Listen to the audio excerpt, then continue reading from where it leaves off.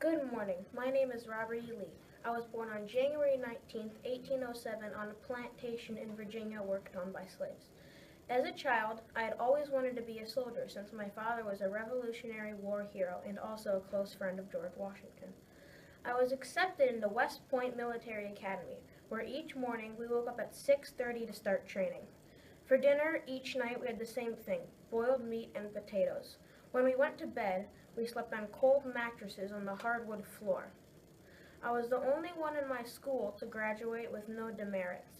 Demerits are what you receive when you get a punishment. If you get too many demerits, you'll get kicked out of school. I also graduated second in my class. When I graduated, my mom died, which was a devastating loss since my father died when I was 11. I also got married shortly after.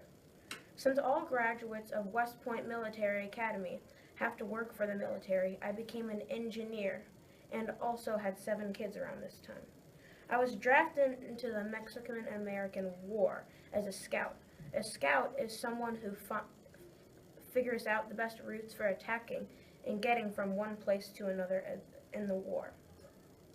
At the start of the Civil War, I was torn apart by the decision of joining the Northern Army, the Union, or the Southern Army, the Confederacy, because the Union offered me a job as the head of their army. But since I lived along with my friends and family in the southern part, I joined the Confederacy and became the general of the Southern Army.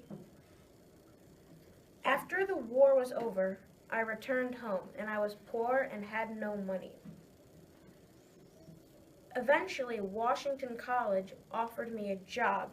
I accepted the job as the head of their school, and there I spent the rest of my days living my life out and getting paid.